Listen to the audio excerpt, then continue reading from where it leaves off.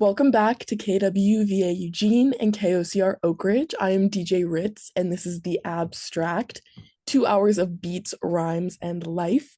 Today's episode is a little different. I've got a special guest on my show. Instead of breaking down campaigns or creative strategy like I did last time with Deb Morrison, we're getting more into the personal significance of music, the songs that shape us and stick with us.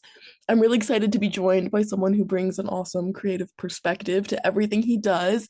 David Ewald. David is a professor of brand innovation here at the University of Oregon School of Journalism, and he is the executive director of Allen Hall Advertising. Before stepping into academia, he spent years in the design world as a founding partner and chief design officer at Uncorked, working with clients like Google, Adidas, Lego, and Samsung, and helping bring ideas to life at a really high level. But what makes his work especially compelling is how it extends beyond design and into global impact, whether that is collaborating with UNICEF in Lebanon, or contributing to environmental transparency through Safecast, or supporting human rights efforts here in Portland. He's done it all. So today, we're going to talk about the songs that have left a mark on him and the stories and memories, or maybe even cultural moments tied to them. Ewald, thank you so much for being here. Welcome to the show. Awesome. Thanks for having me. I'm happy to be here. I'm super excited. Our first song is, and I hope I'm saying it correctly, is it Port Riga? Hmm. Or, okay, Port Yep. Riga. Puerto Rico. Port Riga, Buddy Revels. They have a super cool song that came out with their EP, The Concession, last year called $20 in a Card Mean That Somebody Cares for You, which I really enjoy. And I haven't played it on my show, but I've really been enjoying it because I'm always listening to new music as music director. And I just really love that kind of like distinct, accessible sound that they kind of blend with like the layered guitars and then the overdriven bass, some really introspective vocals. They're doing a lot of really cool stuff. They've got like those tonal swells. So my question is, when you hear it, like what pulls you in first? What ties do you have personally to that song? Yeah. So this song in particular, well, first it's a moment in time for sure for me because it was the first full-length record that I put out on my label called Motorcoat, Mm. which so Aaron and Scott and Dan, which who are the Buddy Rebels, were close college friends, and so they have always had this just really tight sound, and what I love about their work is that they never there are some bands that will have like the guitar and the bass will be playing basically the same thing at different octaves. Mhm. And the Buddy Revels have always blended all these different harmonies and distinct patterns in their work. And Port Riga just stood out as a live a particular song at their live sets every time. And so for me, it ties back to, going to shows in college and starting a record label. And I can't remember what all I played on this record, not particularly this song, but on the record, I believe I'm credited with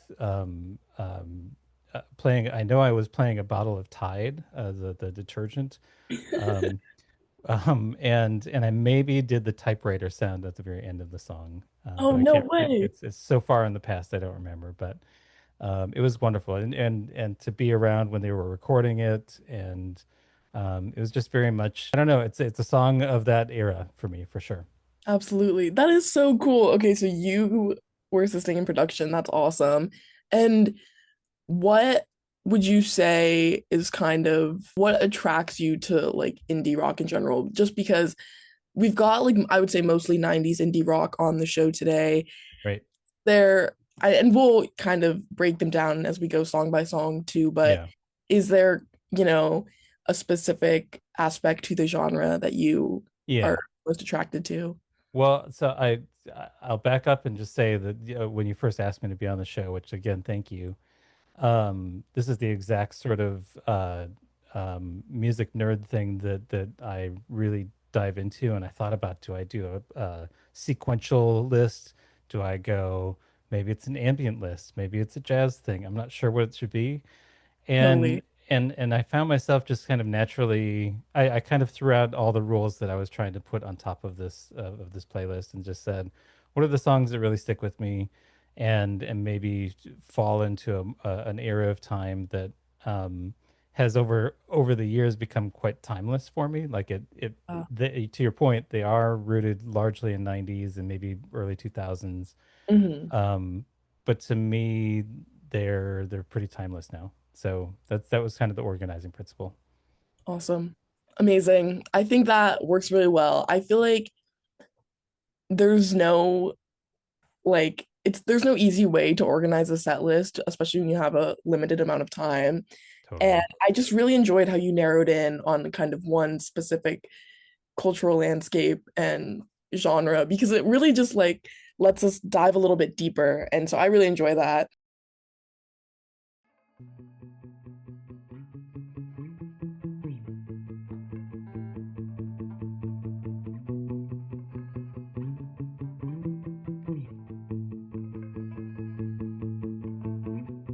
Treat your friends like firewood. Mention it's for their own good. Excursions often end in tears. You travel off and on for years. Coerced and bent on being nice. You turned and asked me for advice.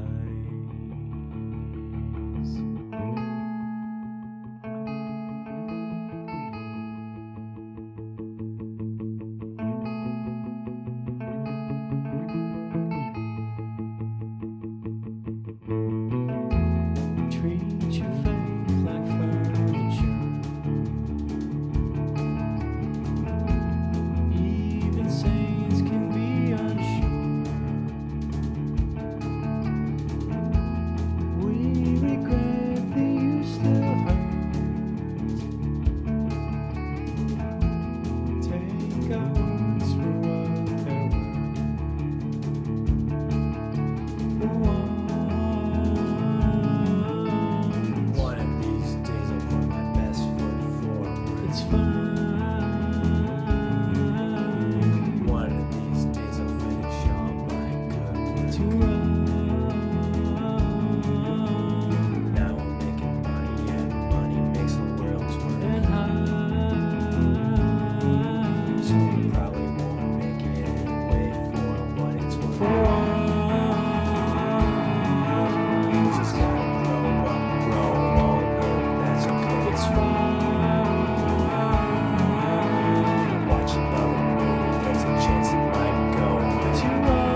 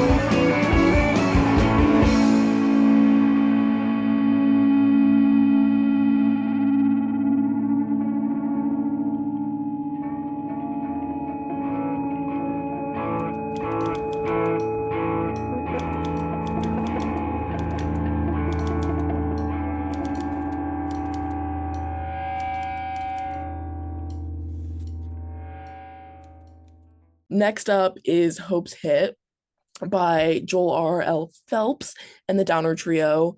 Album came out in 1998. The lyric, I'm as blown as the barflies in this town. Ooh, are you kidding me? I was listening in my room.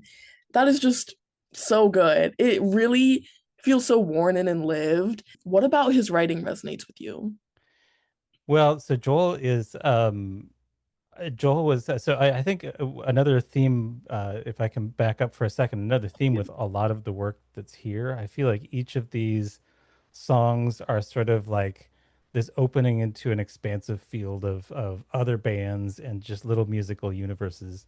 And Joel probably, well, he was in a few bands before this, but he became really known as one of the members of Silkworm. And Mhm. Silkworm was and is a band that really really changed a lot for me and for a lot of people. Um, and eventually, though, Joel left the band uh, temporarily. He's now back in it. They're Mhm. doing they're doing a tour right now. Oh, cool. Yeah, as the original group. And but Joel's music, the I think just the rawness of a lot of his songs are I just and the distinct voice that he has. He has this very unique voice, and when you pair it with just incredible songwriting, it's there's nothing like it. And to have gotten to see him a number of times, and in fact, his last record that he recorded, I went to the studio and photographed the entire thing. So I was any images that you see of sort of more modern day Joel Phelps were not necessarily taken by me, but a lot of them were within the But they studio. were. Yeah, Oh, yeah, that is so pretty much. cool. Nice. Okay, Yeah, so not just production, not just having a record label, but you are being a photographer as well. I love that. That's really cool. trying I'm to. gonna Yeah, definitely look up some of his photo shoots. yeah. That's I'll send it to you. okay. Please Yeah, do. I would love to see those. And he was in. It was like Einheit or like some Einheit. Yeah, German name before Silkworm with Andy yep, Cohen. yep. Very cool. Very cool. And then they moved to Seattle too. So now we've got yeah. Now we're tying in the That's right. PNW grunge love. Um, in terms of, because remind me, where are you from? Are you from the PNW? No, no, I'm from the Midwest, and in fact, I was as you were talking, I was going to reference this. Is that I can't remember all of the timelines, but certainly when Nirvana and the whole grunge thing happened in Seattle Hmm. and surrounding areas, that was definitely on our radar in the Midwest. Um, but I think Silkworm in particular rose from that for me in a different way, and definitely put um, the Northwest in some different context. And there's so many bands that are from out here that are incredible. And then like the K Records scene that was happening in Olympia, all the stuff happening in Portland. There's just so much stuff that has, especially in that era, was great. Yeah. But Silkworm was one for me that just rose to the top.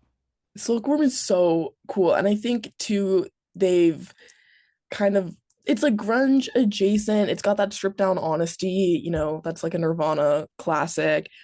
I really feel like place and setting kind of factor into some of these songs as well For sure. because I like some of the lyrics feel very Midwest. And I mean, we've had so many amazing, grunge and indie rock come out of Midwest or, the South. I remember David Grohl, his mom taught Battle of the Bands at my mom's high school, or she was Oh a judge wow. for Battle of the Bands, Wow. and she's from Virginia. So it's not linked specifically to Washington and Oregon, but there's definitely just something electric about all the bands that came to the PNW, I feel like.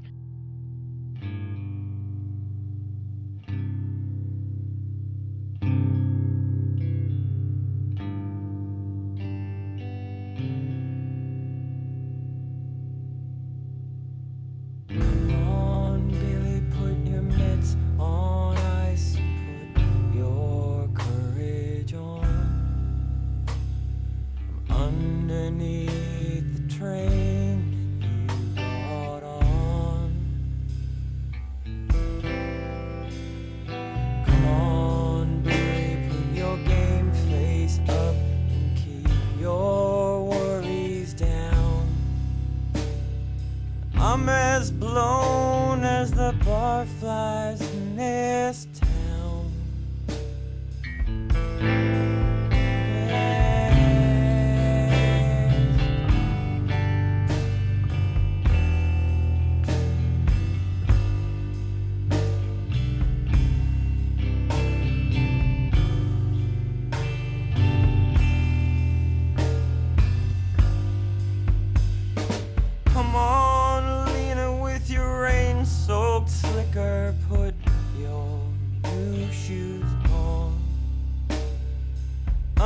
as tight as the braids that you put on. Come on, river, with your wax print scarf and belly ringers on. I'm as thin as the dress that you've got on. That you've got on.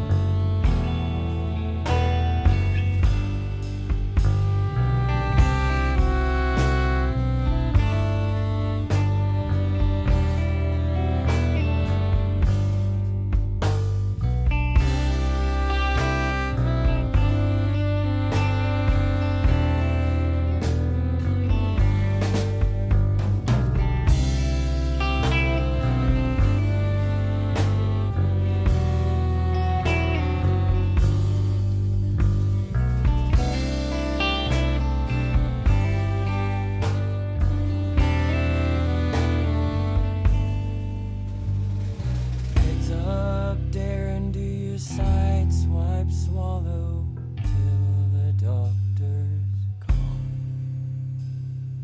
Joking though, your breath is nearly gone. Come on, Darren, wet your fingers for your pills till they're gone.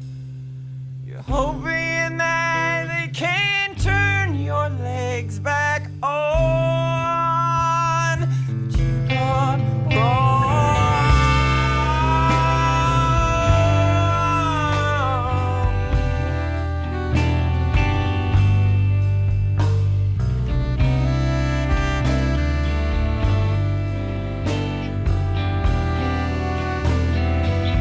It's when hope's hit.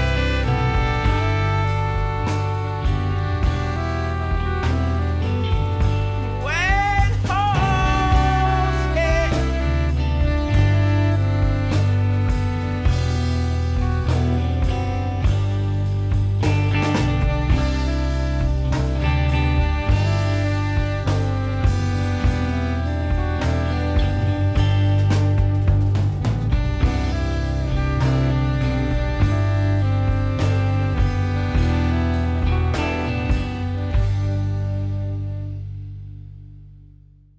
Then we have First Light by, is it Ida?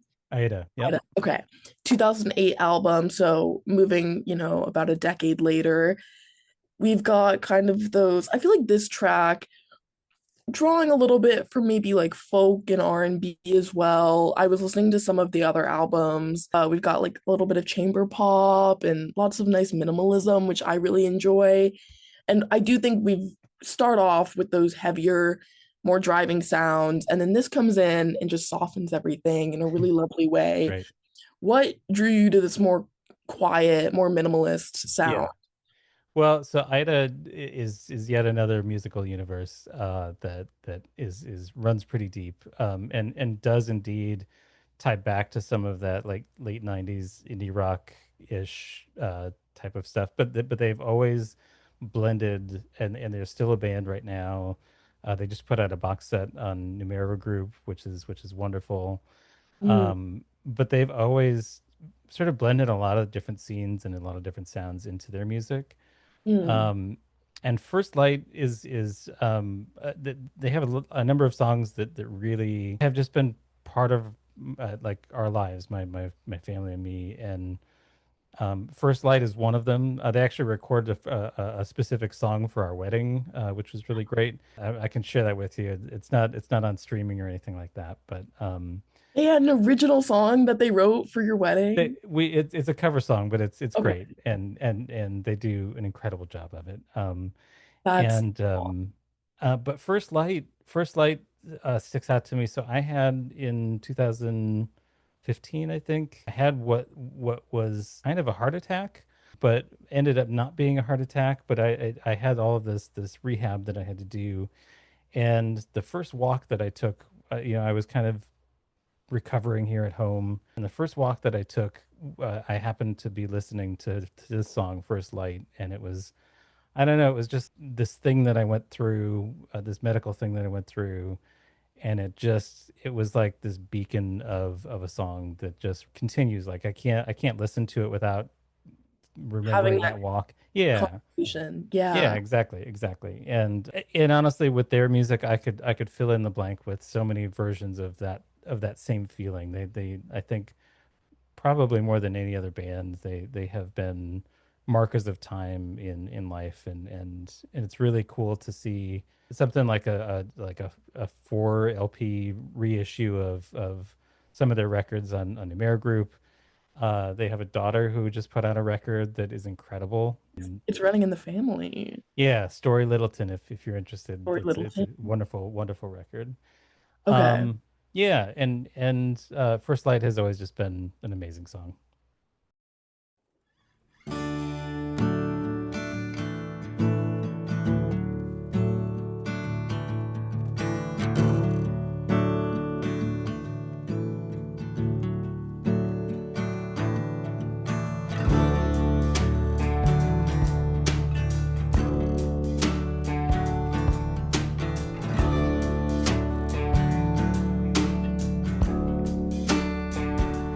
Just a stupid boy, not unlike many others.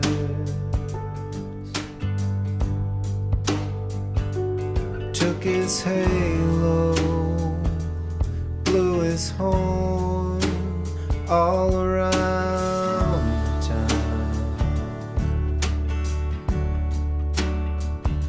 until the wine of days and roses all but dried up.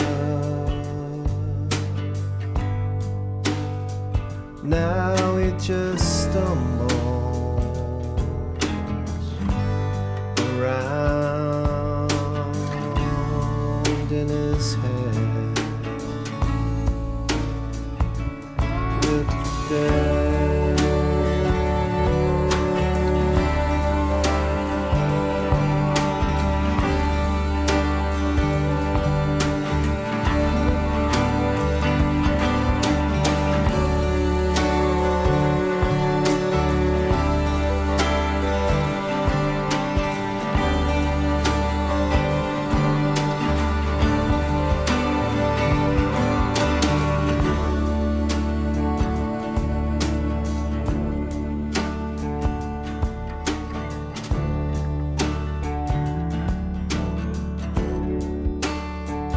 Don't wanna know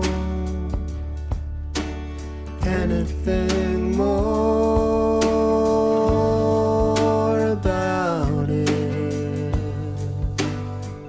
What you were thinking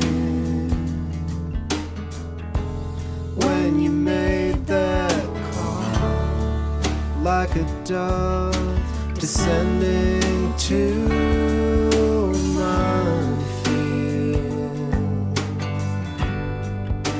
serpent held in its jaws, alive and proud, laughing out loud.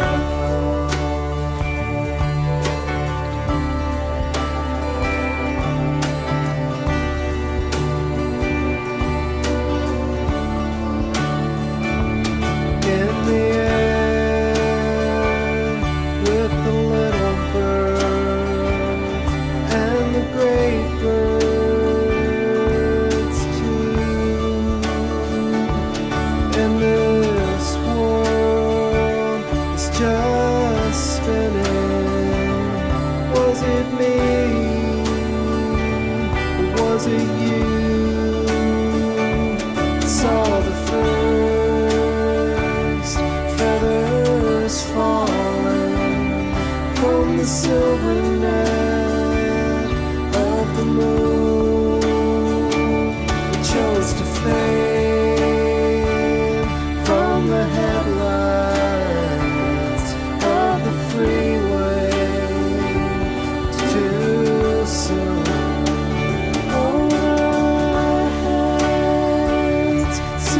sky getting bigger in the stillness of a pale sunrise. Paper lines roll away on the water, and a burden takes first light.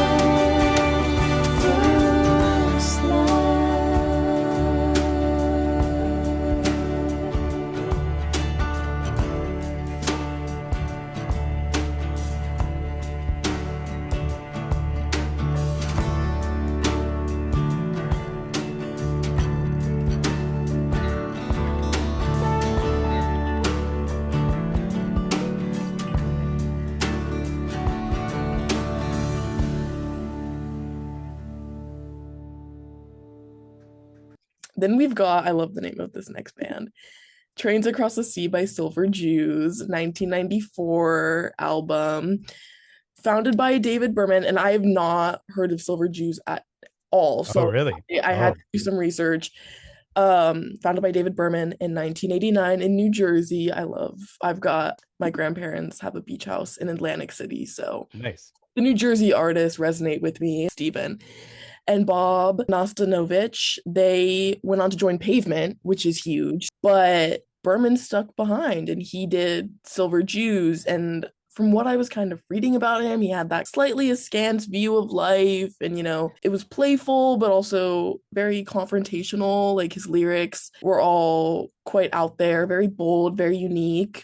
Yeah. I think he really likes to keep us on our toes with his vocal delivery as well. That's one thing I was noticing. Those instrumental choices that undercut lyrics that like might otherwise really punch us in the gut, but then those instrumentals just kind of like take you in another direction and offer a different tone, which is just a really interesting journey. And I'm like listening to this and I'm like, so much is happening right now. We see this with lyrics like Scotch and Penicillin, or like Sin and Gravity, Drag Me Down to Sleep. Those lyrics are crazy. And then he's just got this insane guitar going on in the background.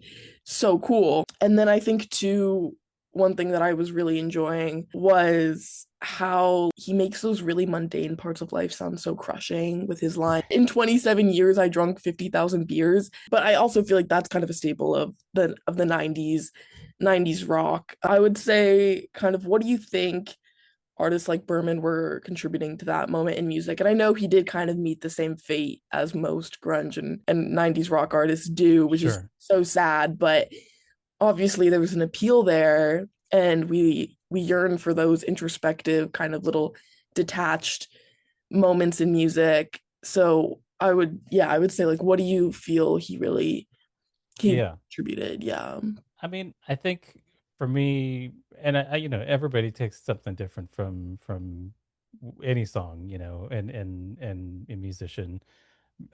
David Berman for me has always just had a talent of like elevating the ordinary in so many different ways, and just a rawness about how he does so.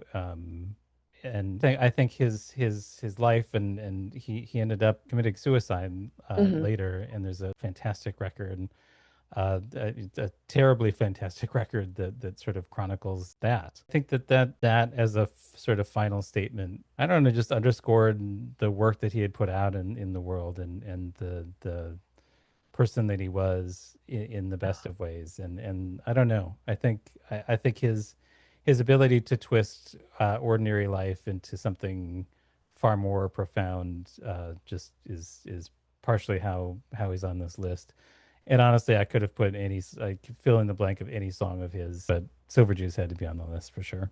Absolutely. And was the record about his death one by him, or was that a record someone else did? Yeah, it's his. I think you just have to listen to it to understand the context of it. It's quite good. Purple Mountains. Purple Mountains. It's an incredible record.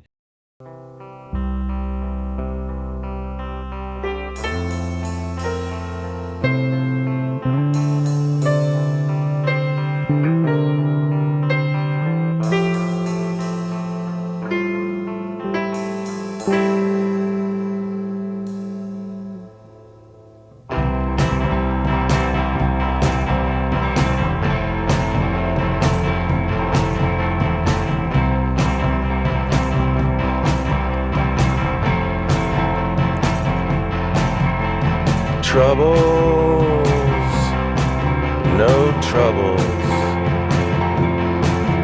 on the line.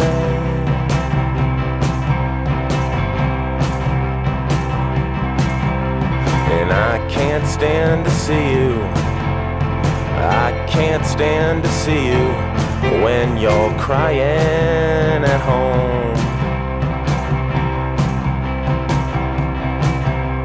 Scotch and penicillin, please try Carlton. A cold black maple hanger and husband's on the run. I just got back from a dream attack that took me by surprise. And in there I met a lady, her name was Shady Sides, and she said,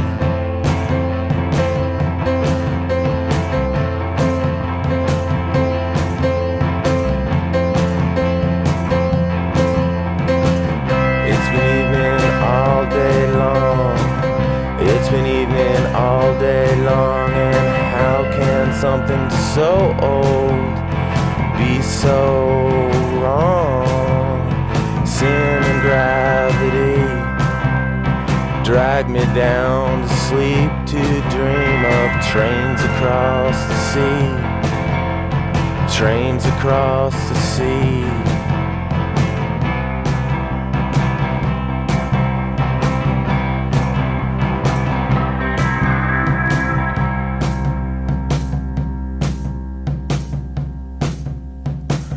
Hours on earth, what are they worth? I don't know.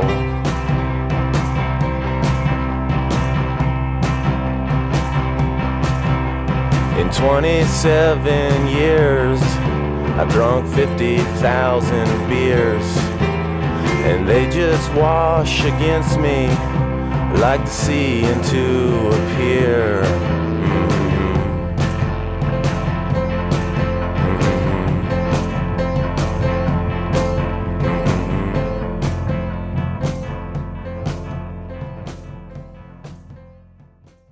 And then we have Luminous by the Spinanes, 1996 album. They only released 3 albums, which was quite a small discography, but I think they really helped kind of define and then like transcend that sound of PNW indie rock. We've got Rebecca Gates' really rich songwriting. Those sensual vocals sound so good. We've got Scott Ploufe's like really inventive drumming. I think those like really brash like riffs and the drums, they're just like kind of hinting at something a little more complicated, which I enjoyed. And I also think too, even with just 3 albums, that mix of like inventiveness and then a lot of restraint, it really made all the albums sound fresh even decades later. I'm listening to this, I'm like, this feels pretty modern, and it holds up really nicely. I would say to me, Rebecca's vocals kind of carry the song. At least that's what I enjoyed the most. Very like intimate, very commanding. What kind of stands out to you about her songwriting or maybe her delivery? Yeah. Well, so this is another song that is on here in part because there's such a visual tie for me to a moment where I was actually driving back from Detroit to Ann Arbor, Michigan, in my father's Lincoln Town Car, which is a very specific visual. And we had just gone to a concert in Detroit, and there was something about just the drive back that this song. I just remember this song was playing on a tape or a Discman that was constantly in the car. So that particular night for me is partially why this song is on it. But in general, though, Rebecca Gates and her songwriting and performances and Spinanes, and then she also has a number of solo records out too that are incredible. And I think I've always loved, and especially as I've gotten older and maybe a little bit more understanding about reference points in people's music, I see Rebecca as such a soul singer, and through a lot of their work in the Spinanes in particular, soul music through like an indie rock filter or something. I don't know exactly how to phrase it, but I think that's perfect. Yeah. I couldn't say it any better. Yeah. yeah, no, she's great and lives in Portland. as his just a wonderful friend and great musician. Come on, quiet on the slide. Arms surrounding, losing track of all time.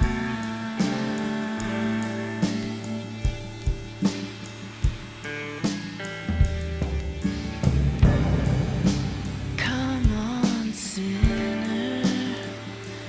The scent of citrus in your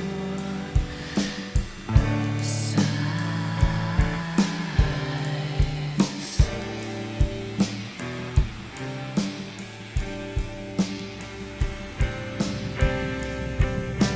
But unfolded, backing into yourself, can reserve, never learning.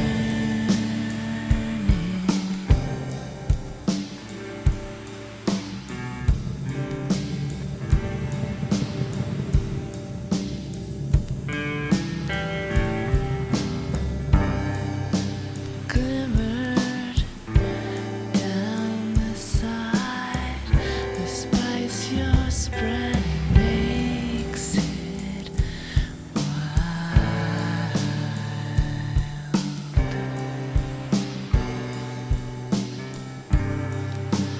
Les triti mi quiver, make this worth it. Slide your glance electric.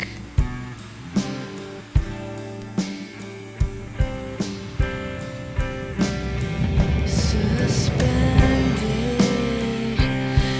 arcing off somewhere else. I'll take it all. I may return it.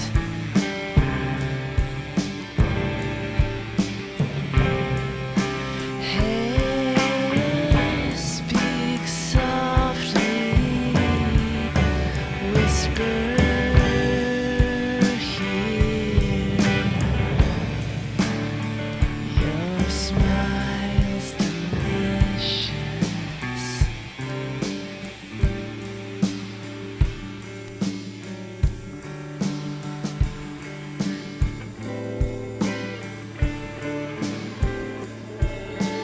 Hours alone,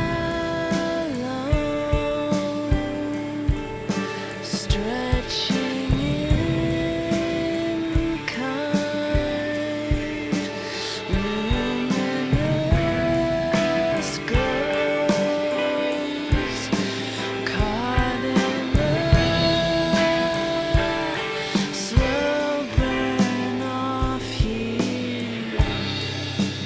Heavy, the blank hot white, the halos where your eyes meet mine.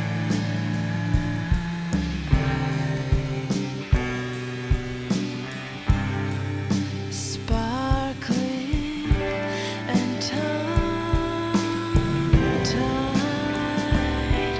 you're miraculous. Buzzed from all sides.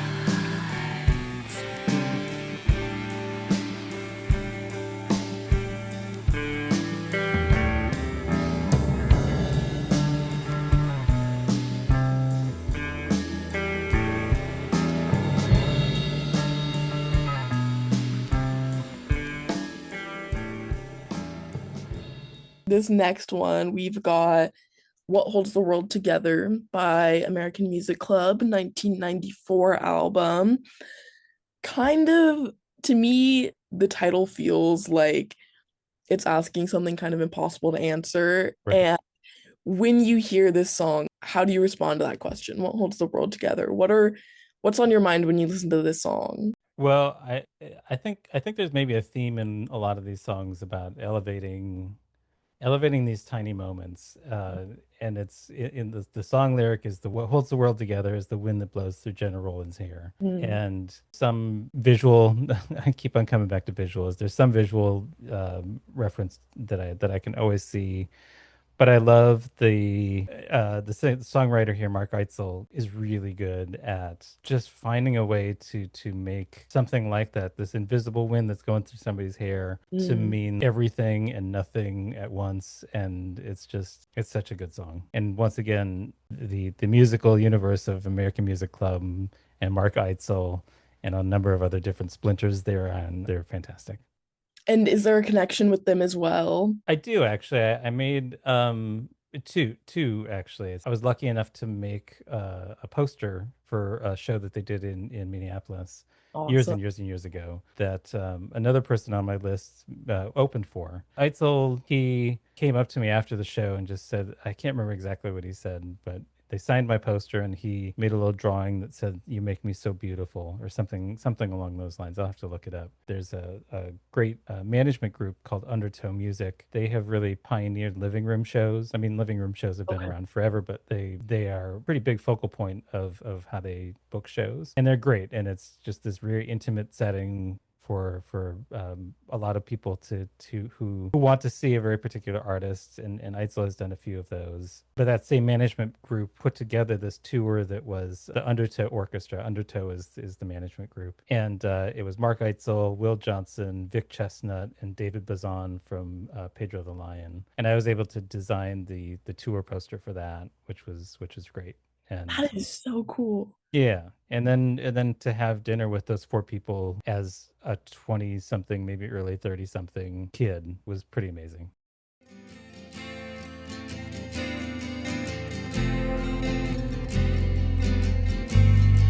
The wind pulls me around, and everything it touches turns weak. An antique or an eyelash stuck in your cheek.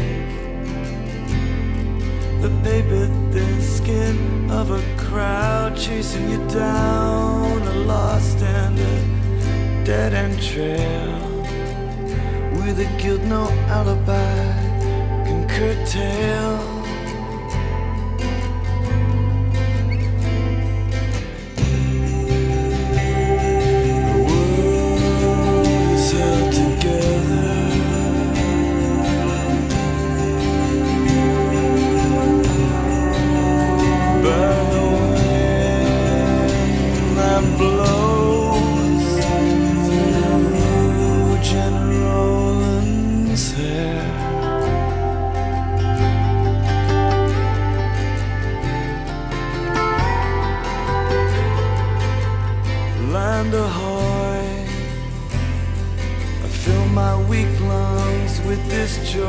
Dizzy on the deck, hoping that I last until we land, with an envelope burning a hole in my hand, bearing the names of the winners who walked away from the games that the slaves loved to play, to replace the air and the sea, leaving you no way to fly to me.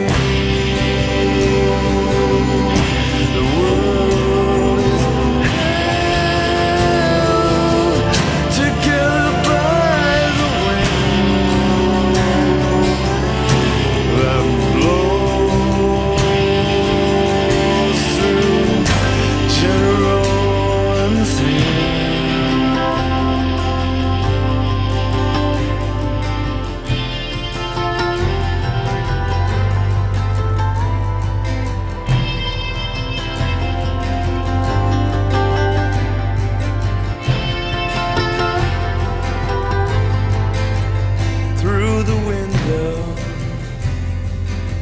Summer wind does a two-step. I wish I could think of some way I could keep it and clear away the Mission Street in my head that keeps this watery weariness in our bed and sets up more windmills that I'll waste my time missing when it should just be your lips that I'm kissing. Don't tell me that you don't wanna hear the clock ticking on the shelf by our bed. Oh, it's so near that the light will turn green and leave us just like fear. There's a light turning green, leaving us without a prayer. The world is held together by the wind that blows through General Lung's hair. The world is held together by the wind that blows through General Lung's hair. Great. Up next, this one is the one I was kind of most familiar with. Let's Go Out Tonight by the Blue Nile. Phenomenal 1989 album. Yeah. I love the Blue Nile. I've played Downtown Lights like 100 times on my show, and they just kind of bring in that late night, cinematic, aching sense of longing that I just always enjoy. I feel like Let's Go Out Tonight, it kind of lives in those like quiet hours. Everything feels a little more vulnerable.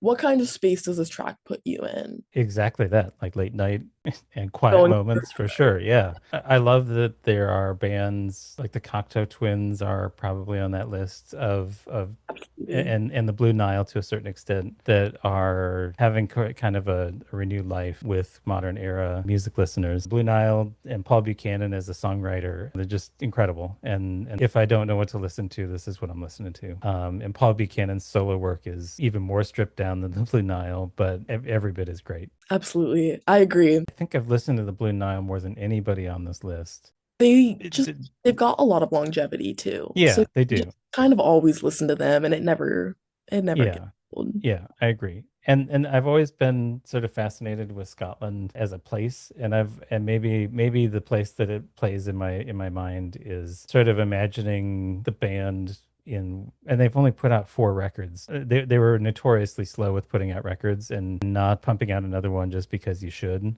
Right. They would take like 14 years between records. And I love that about them. And for some reason, I attribute that to some part of where they're from. And that's probably completely incorrect, than a misattribution. But I love it. And I love that they just take their time and put something out when it's ready. And beyond that, they don't do anything. They don't tour. They don't, it's great. I've been waiting though for the follow-up solo record for Paul Buchanan, if it ever comes. I would love to see that. I think you should get on that.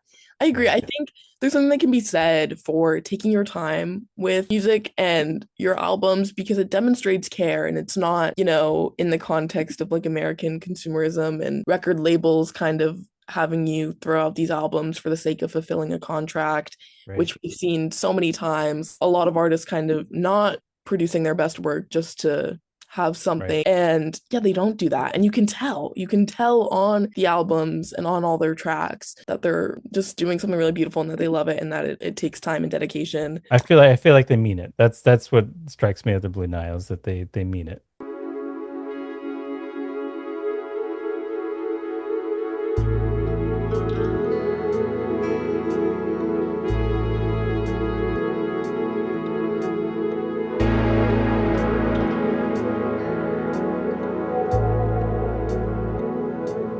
Where the cars go by,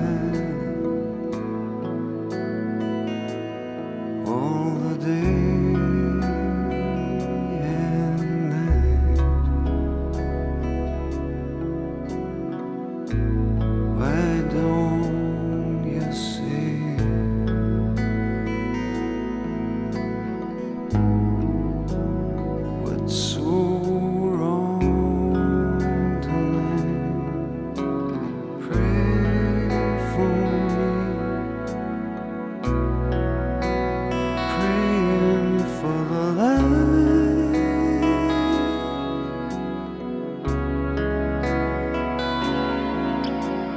Baby, baby,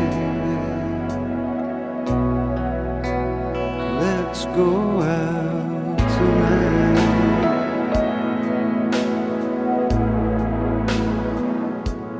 Where the lights all shine.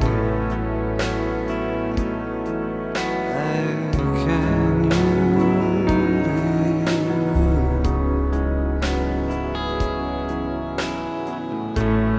be mine, oh mine?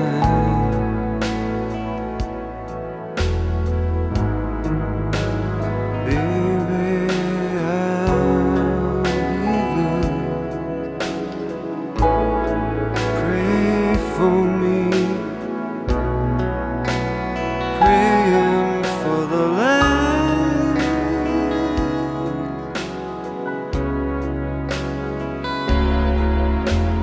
Baby, baby,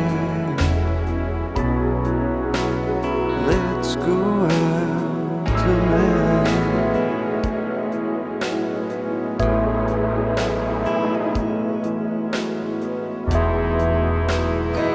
I know a place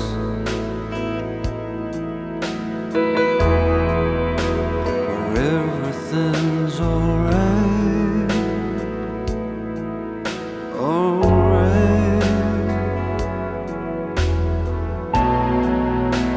Let's go out tonight.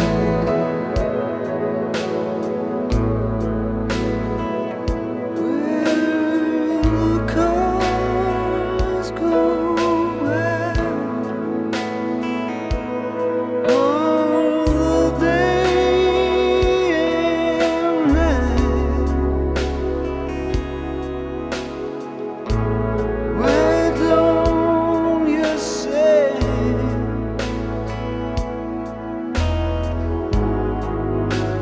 what's so wrong tonight? I pray for love coming out alright.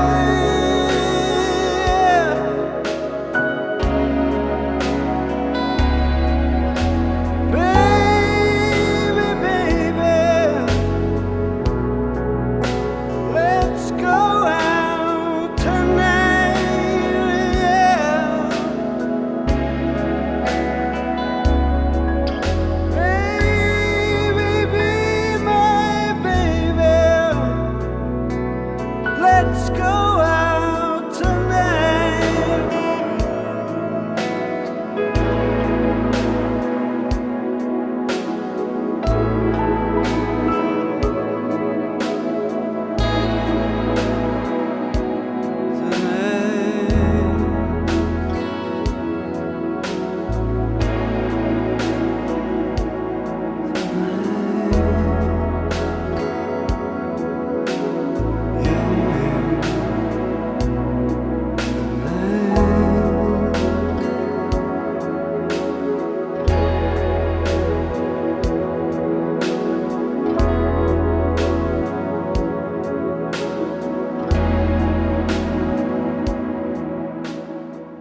Next, we have Crazy Maker by Versus 1998 album. There's a lot going on in this song. We've got the guitar work, the harmonies, everything kind of weaving together in a slightly off-kilter way. What stands out to you musically when you listen to it? Well, Versus was and still is just an incredible live band where they have all kinds of harmonies, but they're just like a really, really tight band. And anytime you see them walk away, it's feeling like something very big has happened. And every single Versus show I've ever been to feels like that. In fact, the show in Detroit was a Versus show. Oh, no way. When we were driving back from Detroit. There's a lot of the soft loud mix that Versus just did and does in a much different and better way than a lot of bands. They did come out of that like New York 90s scene, which does feel a little bit different from the Pacific Northwest sound that we've been totally talking about. What do you think those different scenes kind of say about 90s rock and maybe about the culture of those places at the time? I don't know why this is, but I do hear them as a New York band for sure. Even larger than that, I attribute labels were such a big deal in the 90s. And so they started out on Team Beat Records. They had some singles on other record labels, but Team Beat Records was, I think, where they put out their first record. And Team Beat was like another, I keep on using musical universe, but it is that. And it's like a scene. If you're into Team Beat Records, Team Beat notoriously numbered everything. So, like, if you have a catalog number, and so for some reason that Versus falls into this because they were on Team Beat, but they fall into this world of scene making, I guess, of just like you're in the Team Beat scene with Unrest and Eggs and a bunch of other bands that are great. Kind of how did discovering music like this kind of shape your experience of the era? My friends and I had a radio show as well, and honestly, we would, the statute of limitations are already passed, so I can now say that we were always in the back room taping things, like playing records, taping it onto a tape to bring home with us. I feel really lucky to have grown up when I did, because I think the work that it took to sort of investigate things that was a little bit more of a deep dive, that you had to do a lot more research and try and connect dots that weren't necessarily easy to connect. Yeah. In ways that if you just Google it now, it's like, oh, well, now I know everything about that band that somebody else has written.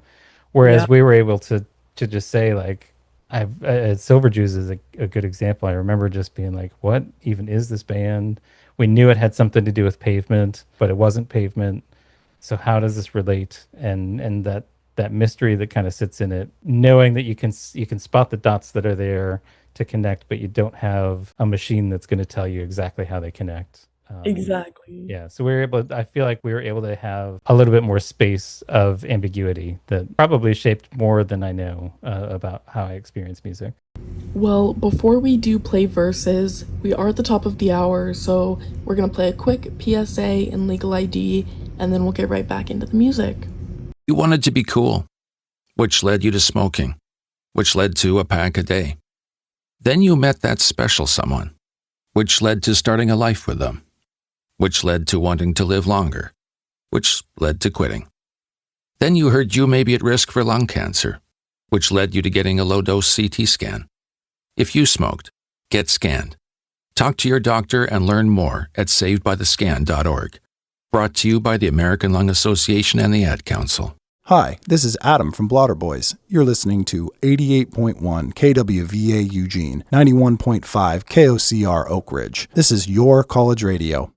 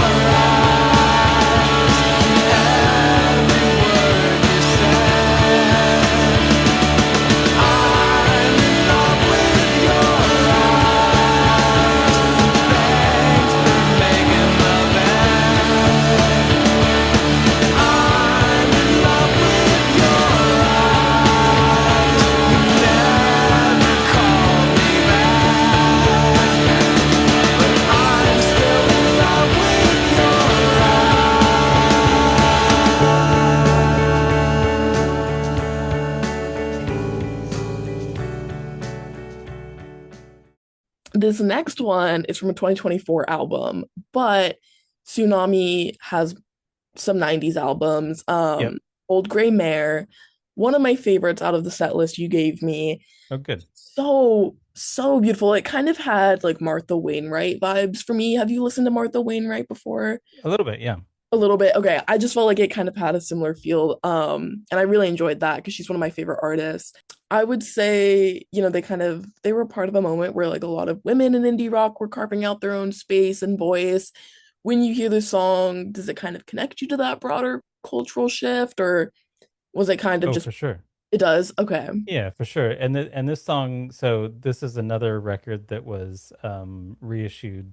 Numero Group reissued, I think, their entire discography, or at Mm, least certainly their full length records. And so this one, probably was released originally in like the mid '90s, somewhere in that era. But yeah, the whole song is about the record industry, and and there's something about that, they actually put out this really formative guide to putting out records called the Mechanic's Guide. And at the time, that's why I started a record label, was that really? I got a copy of this thing, and it talked about how you press records. It talked about how you get distribution and touring, and it's basically like a how-to guide. Tsunami was just a phenomenal band, and they just did a tour a couple years ago as well with Ida. And in fact, Tsunami put out Ida's records to begin with. So like there's all these different pathways and connections. And the work that they do now in advocacy for music, for musicians in particular,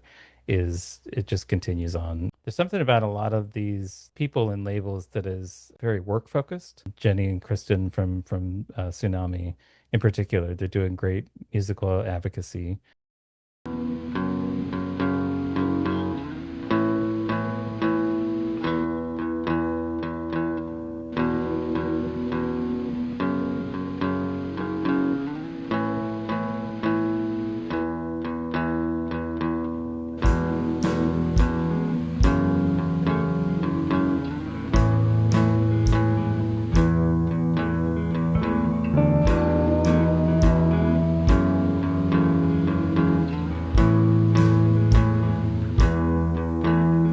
Take that old gray mare and shoot it.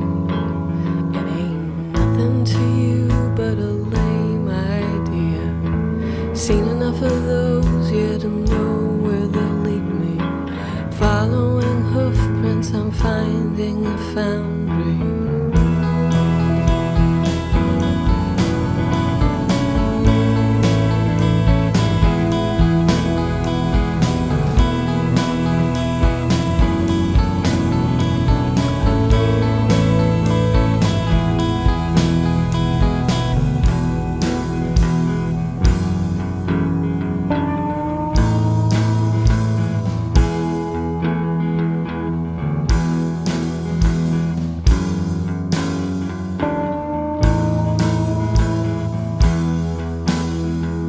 There's more than two sides to each story, and yours was always interesting.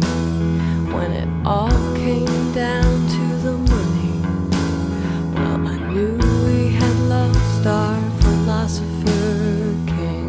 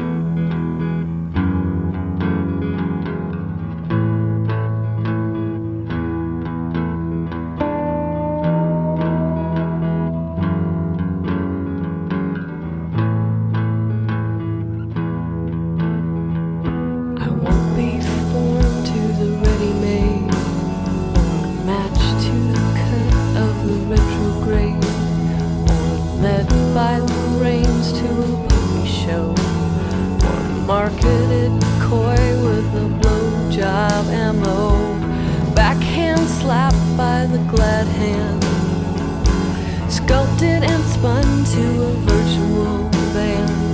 I lost my taste for expense account fees when I felt the embrace of a corporate leash. Don't go drowned in a shallow pool. We got so much work for you. Don't go drowned in a shallow pool. We got so much work for you. Don't go drowned in the shallow pool. We got so much work for you. Don't go drowned in the shallow pool. We got so much work for you.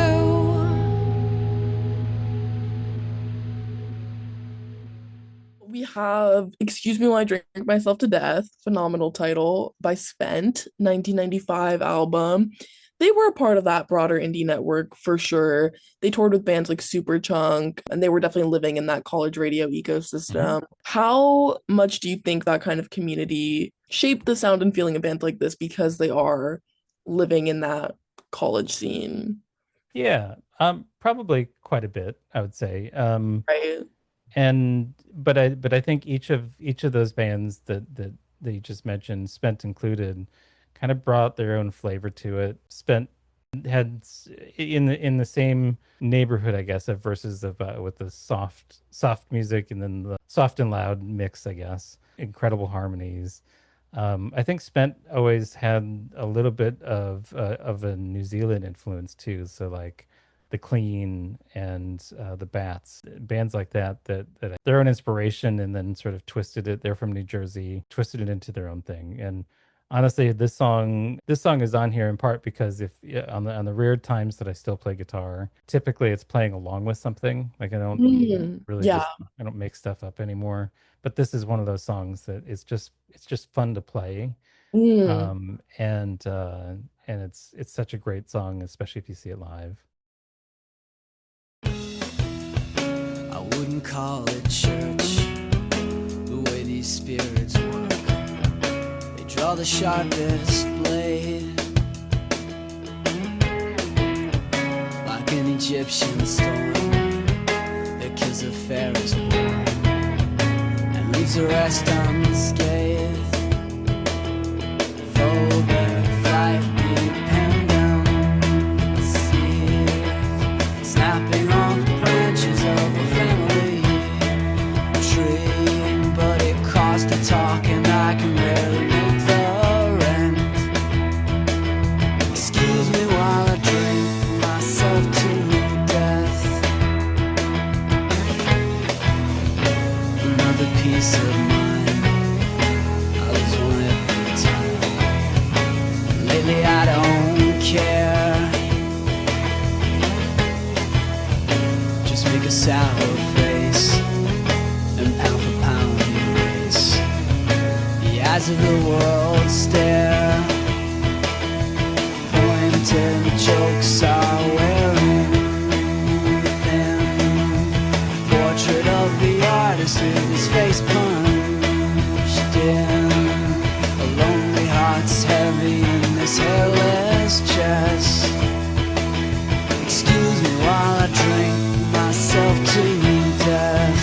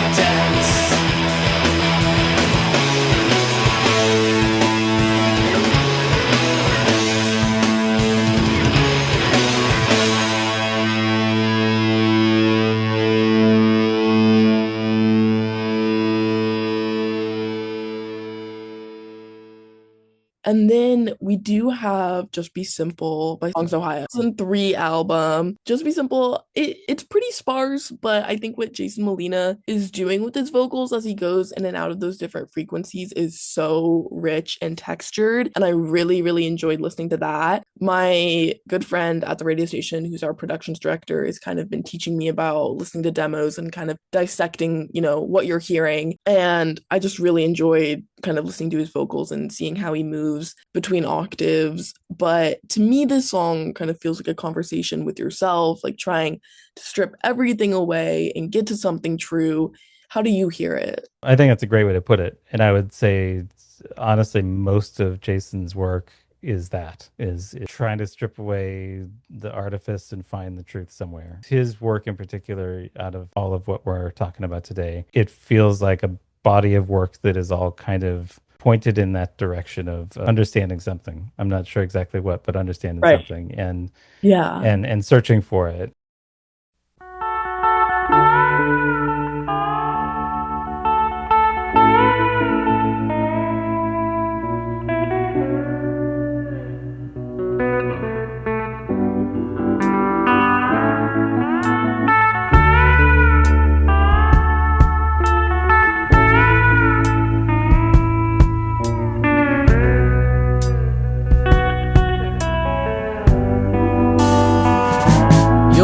Hear me talk about one day getting out.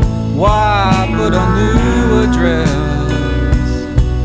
on the same old loneliness? Everybody knows where that is. We built that house of his, and when he's not home, someone else we know always is.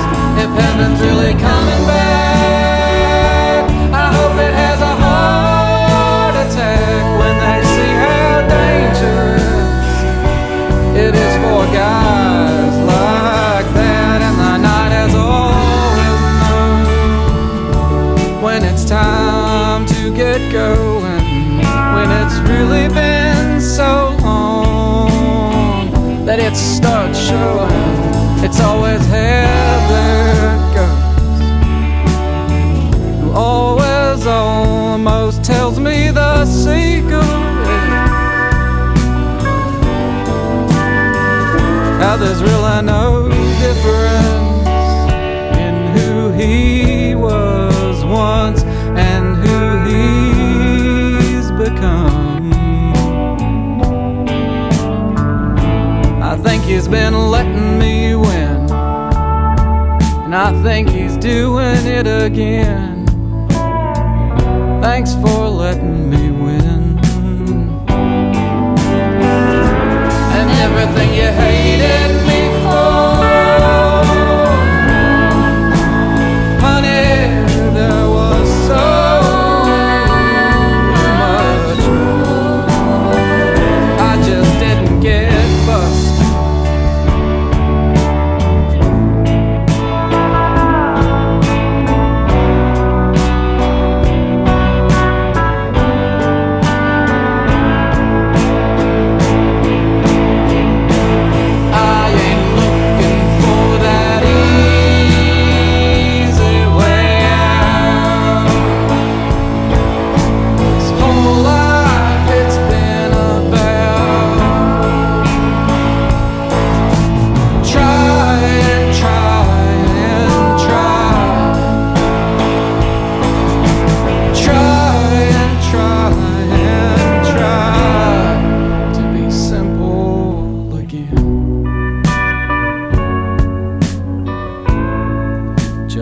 Simple again.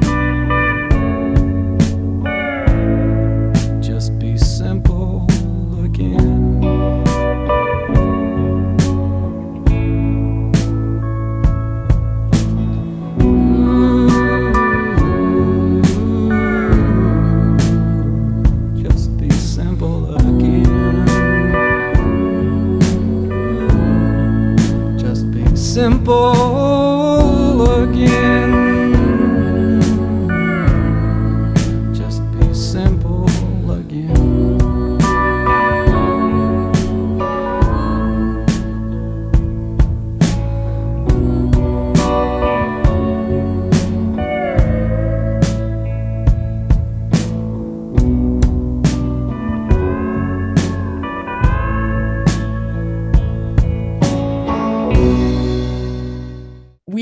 have Flashes and Cables. Now, you sent me this one Right. after by Centromatic.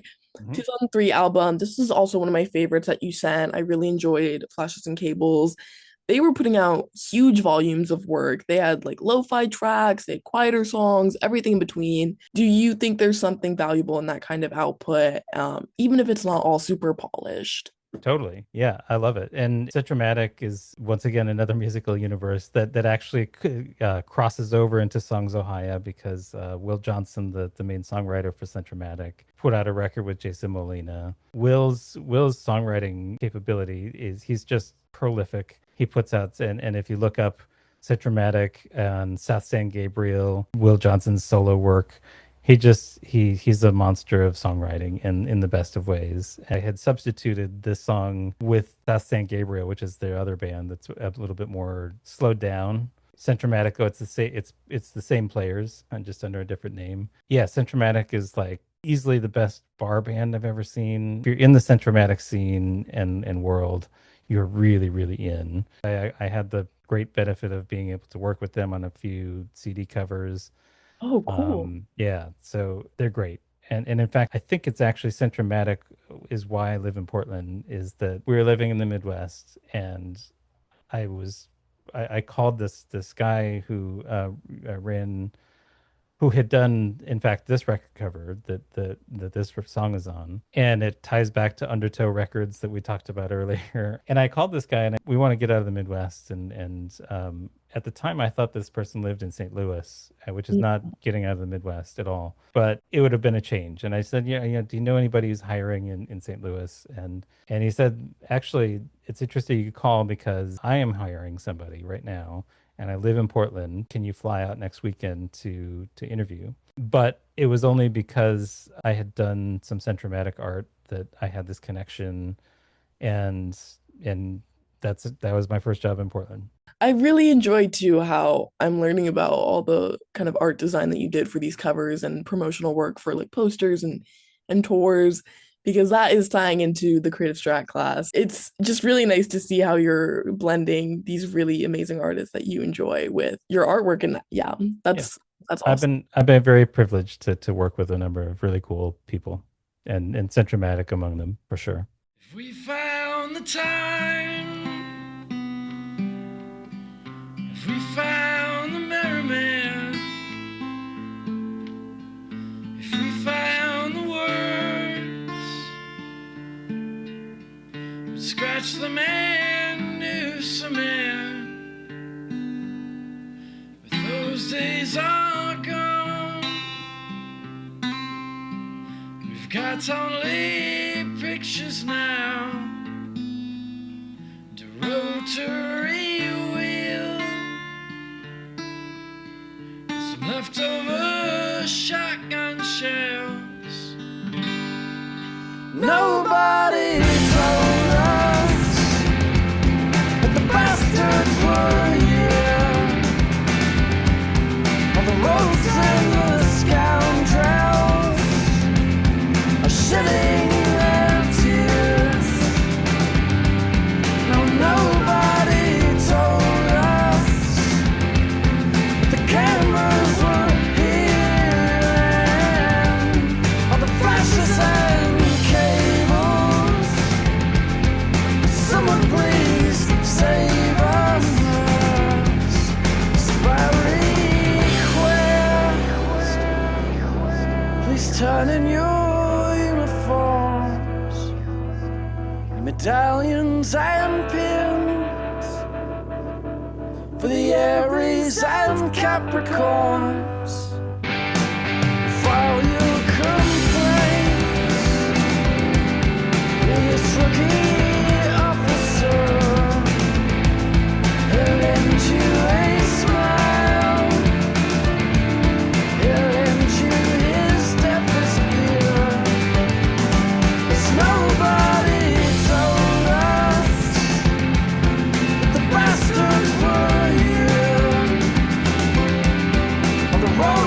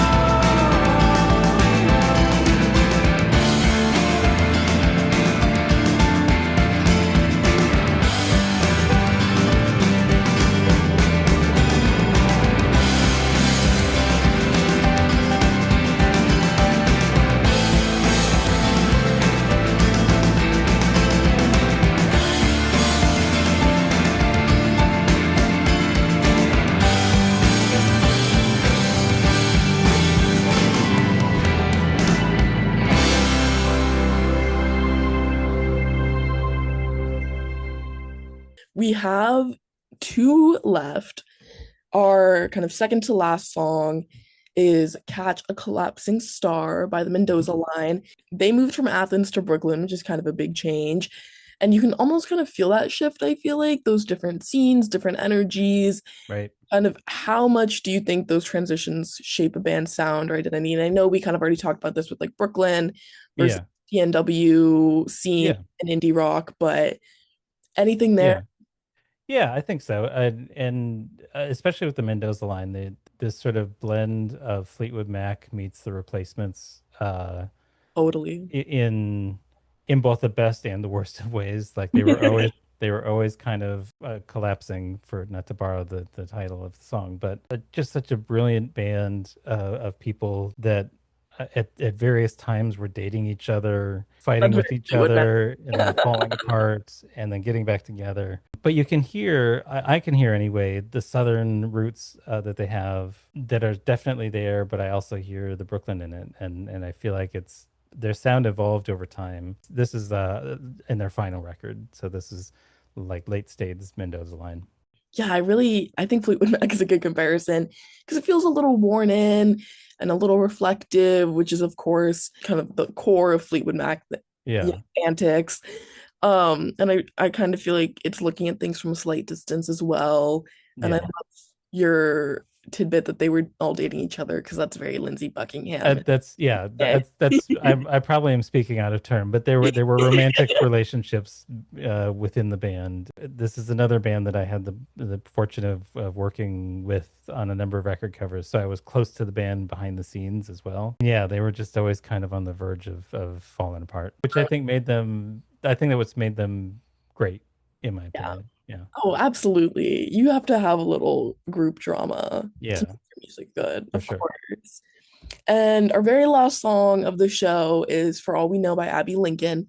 This is a switch up, absolutely. Yeah, totally. But as someone who plays kind of a lot of soul music, I was very happy to hear it. We moved through so much indie rock, and this is, a little more classic and timeless. What does a song like this offer that feels, we know it's different, but why this one as our closer? I'm so curious. Well, this song and this particular version of the song, because there's a ton of versions of this song out there. But Abby Lincoln, it was actually the only place it was released was on the Drugstore Cowboy soundtrack. I've always loved the song, just the actual song, whoever was doing it. But this version feels just raw and honest, and to me, for some reason, I've always been, I don't know, I read a lot of Camus when I was in high school, and the existential dread that looms over budding college students certainly did for me, and so I've always thought about life and death a lot. And for some reason, this song has just been like, all right, whenever my funeral comes, and I don't want to have a funeral, but nonetheless, I want someone to play this song and just be like, all right, that's the final summation and the final song that Mr. Ewald would like to have in life. It feels like it just lays everything on the line. Yeah, it's just a really good song. Yeah, I think absolutely. Her vocals are so intentional and so phenomenal, and her delivery is incredible.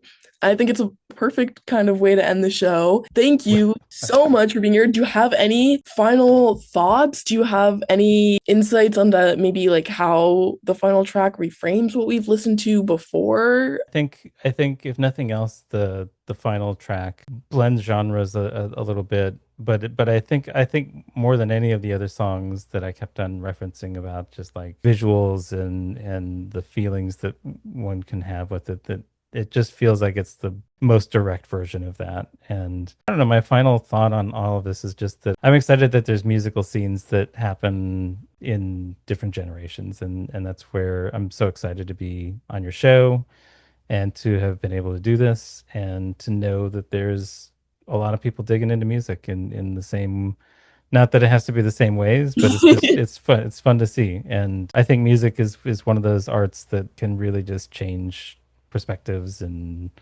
culture and all the stuff that it does. So absolutely. Yeah. One thing that I've really taken and just really loved and gotten from having people on my show, but I really appreciate getting kind of professors' insights and also just making those connections outside of class. Our lecture halls are so big. So For sure. it's nice to, you know, get those insights and connect. And it just kind of brings joy to people to talk about, the music that's shaped their lives, and it's done such wonderful things. But everyone is tuned in to KWVA Eugene and KOCR Oak Ridge. I am DJ Ritz. This is The Abstract every Saturday from 4 to 6 p.m. Professor Ewald, thank you so much for joining us today. I really appreciate it. Yeah, thanks for having me. I really appreciate it too.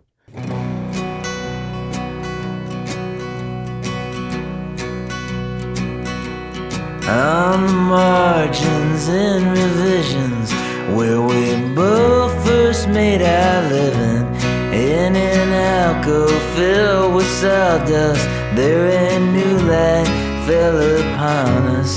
Held the lepers, called the outcast, did we just not know to ask? I could see you blazing through the frost, amazing grace and a hacking cough. Took dictation, wrote it shorthand. No one's sorrier than I am. I was young, that's no excuse for the harm and the abuse. So what was it that you wanted? What would you have done if you had got it? It was always ever gonna go so far, till someone died to push you from the car. Accept no imitation, baby, catch a collapsing star. But it's your limitations that make you what you are.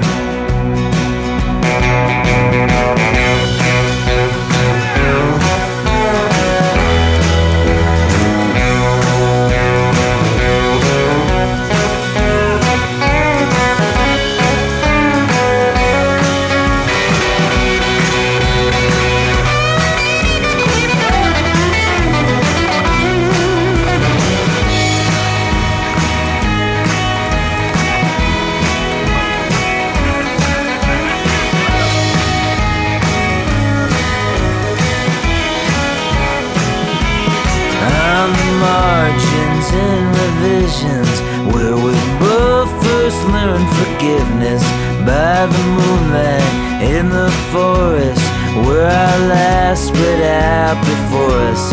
So you wrote me in a letter, you can stay gone but don't stay bitter.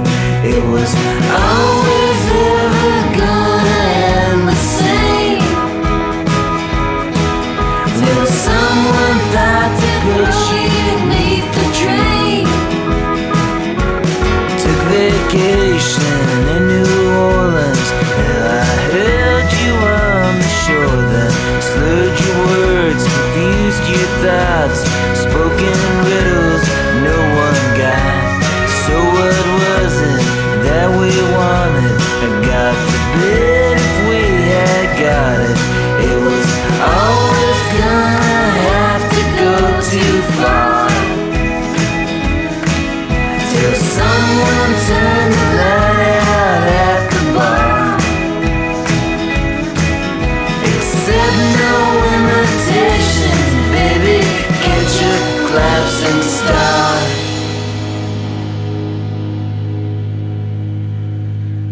It's our limitations, it's our limitations, oh, it's our limitations that make us what we are.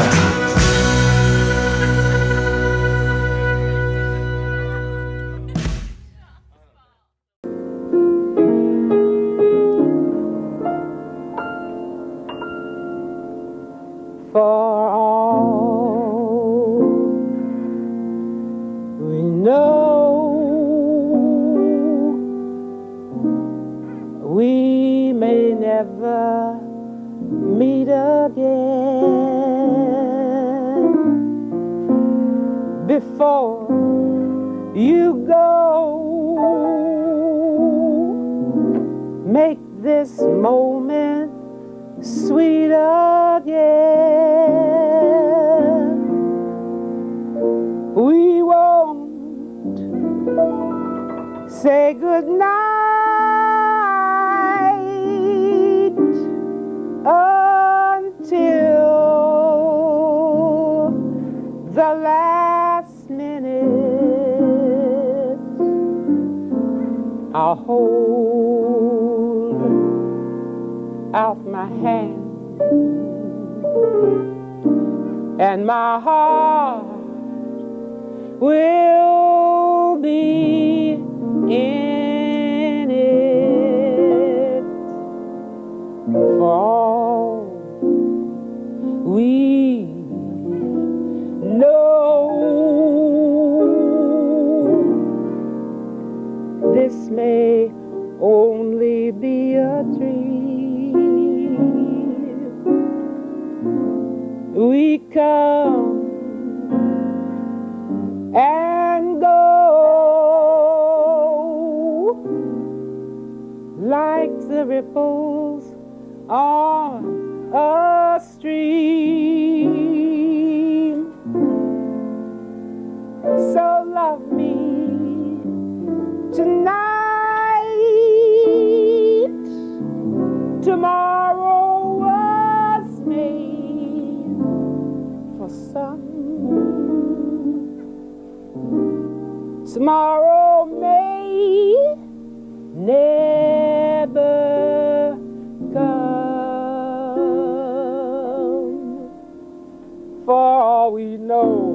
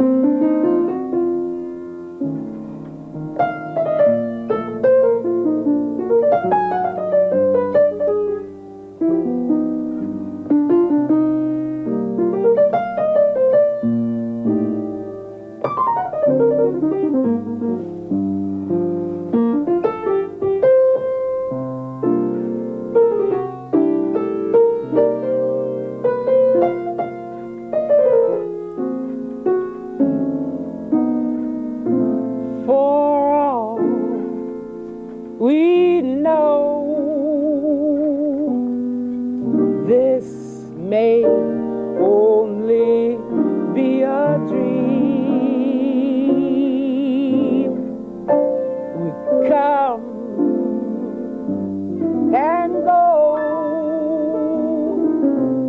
like the ripples on a stream.